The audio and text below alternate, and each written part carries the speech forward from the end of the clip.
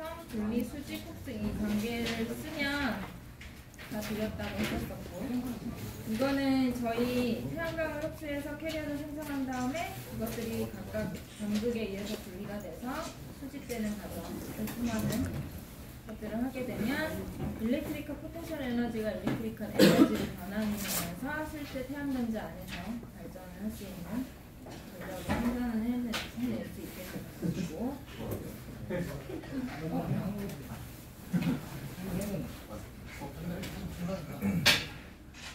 디자인이요? 야 진짜 디자인이야. 어려워했었는데 이게 지금 그 뭐지? 졸업시험 때도 이게 그대로 냈어요. 1, 2번을 그대로 냈는데 처음에는 1, 2번을 쓴 학생들이 거의 없다가 오늘 마지막 졸업시험 채점하고 왔거든요. 거의 다 맞았더라고요.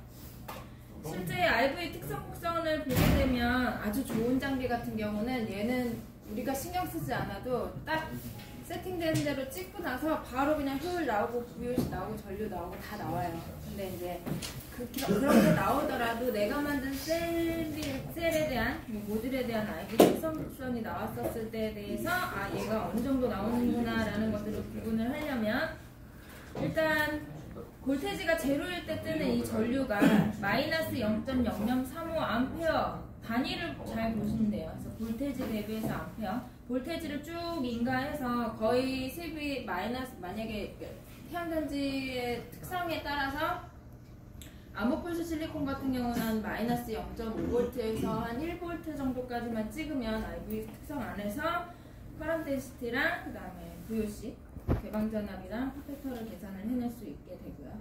그래서 제로일 때 뜨는 이 커런트가 ISC가 되는 거죠. 주어져 있는 단면적이 0.25제곱센티미터이기 때문에 얘를 0.0035를 0.25제곱센티미터로 나눠주게 되면 그 단위가 암페어 퍼 제곱센티미터로 됩니다. 그러면 그것이 커런트 덴시티인데 그 커런트 덴시티 안에서 보면 그게 암페어 퍼 제곱센티미터이기 때문에 단위를 좀 주의를 해서 보시면 되고, 이 단위 때문에 나중에 효율이 막 몇백 프로가 나와요 라고 하는 학생들도 있었어요. 그래서 단위 자체가 암페어와 볼테지로 주어져 있다는 거 확인을 해주시면 되고, 그 다음에 VOC 같은 경우는 이게 조금 커런트가 거의 없는 형태로 나와야 되는데 이제 있어서 조금 헷갈리는 부분들도 있었어요. 0.000 이상, 그래도 이 주어진 표 안에서 커런트가 거의 제로에 가까운 수치를 찾아서 보게 되면 그때 뜨는 이 볼테지가 개방전압으로 확인을 해줄 수 있고, 얘가 0.93V 미리볼트로 환산을 해주게 되면 930mV로 환산을 해줄 수가 있죠. 그래서 이 값들을 확인을 해주시면 되고, 그 다음으로 볼 것이 이제 파워가 맥스인 지점을 찾아야 돼요. 그래서 되게 친절하게 볼테지와 암페어를 곱한 파워에 대한 곡선을 맨 왼쪽에 컬럼으로 주어져 있었으면 이 안에서 봤었을 때 가장 큰 값을 좀 찾아야 되는 수고가 조금 있긴 해요. 보니까 9.17W가 나오는 지점 안에서에 대한 볼테지와 커런트를 환산을 해주게 되면 실제 충진율을 계산을 할 때 Pmax인 이 지점 안에서에 대해서 Imax와 Vmax에 대한 값들을 우리가 계산을 해낼 수 있어요. 그래서 Pmax에 대해서 9.17 지점 찾았을 때에 대한 커런트와 볼테지가 IM, VM으로 확인을 해줄 수 있게 되면 그때 충진율이라는 게 P가 아이디어란 부분은 ISC와 VOC를 곱한 이 값이고, 그 다음에 Pmax인 지점 안에서에 대한 커런트와 볼테지를 곱한 값이 위에 분자에 들어가게 되면 실제 나오는 이 비율이 이때 3.5에다가 0.93 3.02에다가 0.76 곱한 이 값에 대한 비율을 보니까 얘가 0.705가 나와요. 그럼 얘는 필팩터로 100%로 환산을 해주게 되면 70.5%가 충진율로 계산이 되겠습니다. 그러면 실제 커런트와 면적을 나눠준 이 JSC에 대한 값이 지금 0.0035A이기 때문에 얘를 미리암페어 단위로 환산해주면 3.5mW가 돼요. 그럼 3.5mW를 0.25제곱센티미터로 나눠주면 약 14mA/제곱센티미터에서 이 커런트 덴시티에 대한 이 단위가 mAh/제곱센티미터로 환산이 됩니다. 얘를 굳이 mAh/제곱센티미터로 환산을 하려고 했던 이유는 주어져 있는 인풋에 대한 이 P가 100mW/제곱센티미터거든요. 밑에가 미터 제곱일 때는 1000W가 되는데 와트/제곱미터에 대한 단위인지 얘는 mW/제곱센티미터의 단위로 환산을 했었을 때는 위에 있는 커런트 이 JSC와 볼테지에 대한 값도 이 값으로 환산을 해주게 되면 좀 쉽게 계산을 해줄 수가 있겠죠. 그래서 변환 효율이라는 거는 P 인풋이 100mW/제곱센티미터 AM 1.5G에 해당됐었을 때에 대해서 이렇게 단위를 환산을 해줄 수 있기 때문에 위에도 단위를 그렇게 만들어준 거예요. 결과적으로 변환 효율이라는 거는 P 인풋 대비 Pmax에 대한 이 값들을 환산을 해주게 되면 얘는 100mW/제곱센티미터 안에서 14mm에 0.93V의 70.5%에 대한 충진율을 곱해주게 되면 이게 약 9.17%에 대한 변환 효율 값을 환산을 해줄 수가 있게 됩니다. 그래서 실제 이렇게 표만 주어졌을 때에 대한 IV 커브 안에 IV 커브를 그리고 그 IV 커브를 그린 것 안에서 이제 ISC, JSC로 환산해서 계산을 해줄 수 있고 개방전압을 확인을 해줄 수 있고 그 안에서 Q팩터까지 계산이 되면 실제 만든 이 태양전지에 대한 변환 효율을 계산을 해낼 수가 있게 됩니다. 그래서 이런 원리로 모든 그 RV 테스터 안에서 측정이 되게끔 다 되어 있고요. 파워맥스 할 때 네. VI잖아요. 네네. 근데 왜 9.17나잖아요? 파워맥스 이게 9.17 같은데 9.17W라고? 네 위에 표로가 아니죠.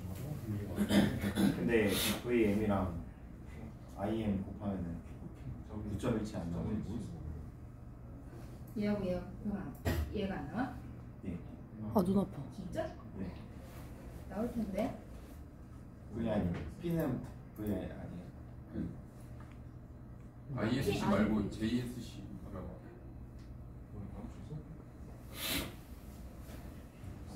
안 나올 수가 없는데. 단위가? 계산값이.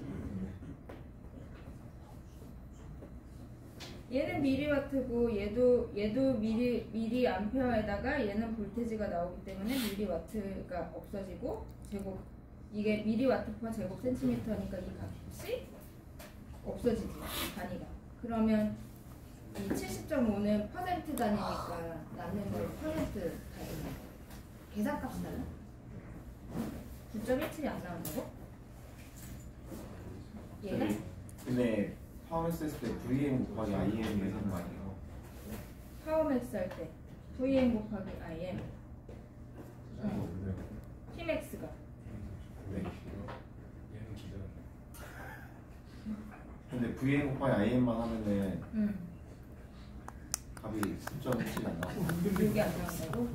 얘랑 그러니까 얘를 미리와트로 환산해도? 그 미리와트로 환산해야 돼. 응. 아, 미리 예. 암페어로. 근데 저 옆에는 와트인데 그럼 미리와트가 돼야 되는 거 아니에요? 그러네. 위에. 미리와트예요. 미리와트. 맞아요. 이제 짜증 좀. 미리와트가 나와요. 아, 너무 심각한 일이 3번은 태양전지 변환 효율에 대한 단락전류, 우리가 앞에서 구한 단락전류, 개방전압, 곡선인자가 각각 어떤 파라미터를 건들면 얘네들을 형성시킬 수 있는지에 대한 부분들을 설명을 해주는 것들이었고, 커런트레스는 대부분이 에너지 밴드갭에 의해서 밴드갭이 낮으면 낮을수록, 리플렉션이 낮으면 낮을수록, 확산거리가 늘수록, 대결합 속도가 낮아질수록 단락전류를 높일 수 있게 됩니다. 원래 요거를 의도했던 바는 이것대로 해서 이제 밴드갭이 낮은 물질을 넣는다던가 하는 그런 실질적인 부분들을 예상을 했었는데 이렇게만 작성을 하셔도 될 것 같아요. 개방전압도 마찬가지로 에너지 전기력이 굉장히 많은 자료를 가지고 있는 섹터인데 반대로 그래서 실제 효율을 만드는 데 있어서 단락전류랑 개방전압에 대한 이게 상충되는 관계가 돼요. 그래서 커런트가 올라가면 개방전압은 떨어지고 개방전압이 올라가면 커런트가 떨어지고 하는 그런 관계를 가지고 있기 때문에 이런 관계에 가지고 있는 이런 부분들을 보시면 되고 필텍터의 가장 좌우가 되는 부분들은 직렬 저항과 병렬 저항에 대한 성분들인데 직렬 저항이 낮으면 낮을수록 병렬 저항이 높으면 높을수록 필텍터를 향상시킬 수 있는 형태가 실제 이 태양전지를 찍었을 때에 대한 분광 반응에 대한 특성들인데 이 분광 반응이 실제 아이디어란 이 네모 박스 안에 대비했었을 때 실제 나오는 실리콘 태양전지에 대한 분광 반응 특성은 이렇게 나오더라. 여기서 보면 이 끝이 나오는 부분들은 밴드계 이상에서 있는 것만 들어가는 것 때문에 이 수치 자체를 환산을 해주면 밴드갭이라는 수치로 환산이 돼서 나오는 형태가 되는 것이고 아이디어란 퀀텀 이피션시 대비했었을 때에 대한 부분 얘는 전체적으로 이 리플렉션과 디퓨전 랭스가 낮은 형태 안에서 나오기 때문에 여기가 전체적인 파장대 안에서 낮게 나오는 부분이 있고 여기는 블루 리스폰스 단파장 분광 특성 같은 경우는 표면에서에 대한 재결합률이 낮아지는 부분들이 재결합에 의해서 이 부분이 낮아지는 형태가 되고 오른쪽에 대한 장파장 레드 리스폰스 같은 경우는 왜 낮아지는지 보면 표면에 대해서 서페이스 패시베이션에 대한 특성들이라든가 표면에서에 대한 흡수라는 이런 부분들이 나오게 되면 장파장이 죽는 형태. 그래서 실제로 QE를 찍었을 때도 단파장에 대한 분광 특성, 장파장에 대한 분광 특성에 따라서 프론트와 후면, 리어에 대한 부분에 대한 분석을 할 수가 있게 됩니다. 반대쪽 소재에 따라서 태양전지를 분류를 하게 되면 실리콘과 화합물과 유기 나노 물질로 나눠지는데 실리콘 같은 경우는 벌크 타입의 실리콘 단결정, 다결정, 비정질로 다 실리콘 물질이 되는 거고요. 실리콘도 나눠주게 되면 실리콘 결정질 실리콘과 각막, 벌크와 각막으로 나눠볼 수 있고 화합물은 135, 26쪽, 35쪽에 대한 부분들을 134, 136 이 부분들이 쭉 들어갈 수 있다는 거. 그래서 화합물 반도체, 실리콘 반도체, 유기 나노 물질로만 썼어도 중간고사 때는 10점을 다 드렸어요. 그래서 유기 나노 물질 같은 경우는 유기 태양전지, 염료 감응이냐, 페로브스카이트. 요즘은 염료 감응했던 부분들이 다 페로브스카이트 물질을 대체하면서 대부분이 염료 감응보다는 페로브스카이트 태양전지를 만들고 있고요. 연구를 하고 있고. 다음은 결정질 실리콘, 비정질 실리콘, 미세결정질 실리콘은 흡수개수를 비교한 그래프인데 흡수개수 비교를 통해서 방막 실리콘 태양전지의 장점을 설명을 하고 방막 태양전지의 구성요소를 기술하시오라고 되어 있거든요. 지금 같은 파장대에서 보게 되면 이 오른쪽 장파장대에 있는 이쪽에서만 보죠. 일단은 비정질 실리콘 그 다음에 미세결정질 실리콘, 그 다음에 결정질 실리콘 순서대로 흡수개수가 상대적으로 높게 되는데 이렇게 흡수개수가 높다라는 의미는 방막이라는 데에서 조금 힌트를 얻을 수가 있게 되는데 얇은 두께를 가지고 있더라도 이 태양전지에 대한 이 태양을 흡수할 수 있는 충분한 두께가 되는 거예요. 그래서 흡수개수가 높으면 높을수록 가지고 있는 물질의 두께를 낮춰서 태양전지를 만들 수 있다는 장점. 두께를 낮춘다는 얘기는 곧 단가랑 연관이 되는 거죠. 얇은 두께의 방막을 사용함에도 불구하고 태양전지에 대한 효율을 만들어낼 수 있는 특성이 있지만 일단은 방막 태양전지 같은 경우는 얇은 두께를 사용하지만 상대적으로 결정질 실리콘 대비해서 효율은 낮아요. 근데 이제 대부분의 학생들이 중간고사 때 작성했던 게 방막 태양전지에 대한 장점을 쓰시오 했더니 효율이 높다라고 되어 쓰는 부분들이 되게 많았어요. 그러면 제가 일단은 그런 부분들은 감점의 요소가 되겠죠. 완전 정반대로 얘기한 부분들이기 때문에 얘는 얇은 두께를 가지고도 태양전지를 만들 수 있다는 것들을 흡수개수가 높은 것에 대해서 확인을 해줄 수가 있고 그렇게 되면서 단가 비용적인 측면이 절감되는 장점이 있다라고 이해를 하시면 될 것 같아요. 그리고 방막 태양전지에 대한 구성 요소로는 이제 सब스트레이트와 그다음에 सब스트레이트 위에 이제 전도성 물질이 올라가야 되기 때문에 TCO라는 물질을 주로 사용을 하게 되고요. 그다음에 윈도우 층. 처음에 빛이 들어가는 층이라고 해가지고 창층이라고도 얘기를 합니다. 그리고 이 창층은 곧 전도층의 역할을 하고 있는 방막이 들어가고, 그다음에 실제 이 태양광을 흡수할 수 있는 흡수층, 그다음에 전도층. P층이나 N층이나 P층이 각각 바뀌어도 되는데 이 두 흡수층 사이에 각각 전도층이 들어가게 되고 마지막으로 전극이 들어가는 형태.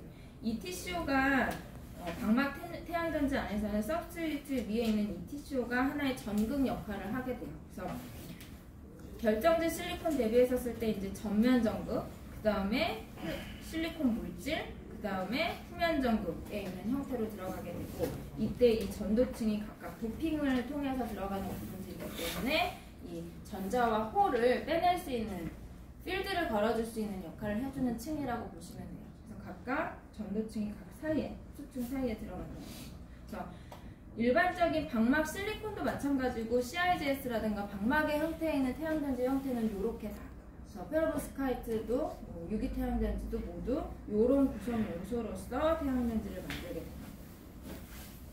이게 전반적으로 태양전지에 대한 특성이나 이런 부분들을 본 것들이고요. 이것만 알게 되면 우리 태양전지 했습니다라는 정도까지는 될 수 있는 정도예요. 그래서 아마도 중간고사 때도 시험 볼 때 너무 많은 분량에 대한 그 프레젠테이션 파일이 올라갔기 때문에 뭘 어떻게 공부할지 모르고 이제 너무 자세히 공부들을 하셔서 저는 숲을 했는데 나무만 본 것 같이 되게 단편적으로만 보신 것 같아요. 그래서 태양전지 공학 자체는 지금 제가 후반기에 한 부분을 조금 더 자세하게 들어가 있는 부분이라고 보시면 되고, 중간고사 때는 거의 모든 태양전지의 전반적인 리뷰를 다 다른 챕터들인 거거든요. 그래서 이 안에서 두 문제를 제출을 해서 총 몇 문제예요?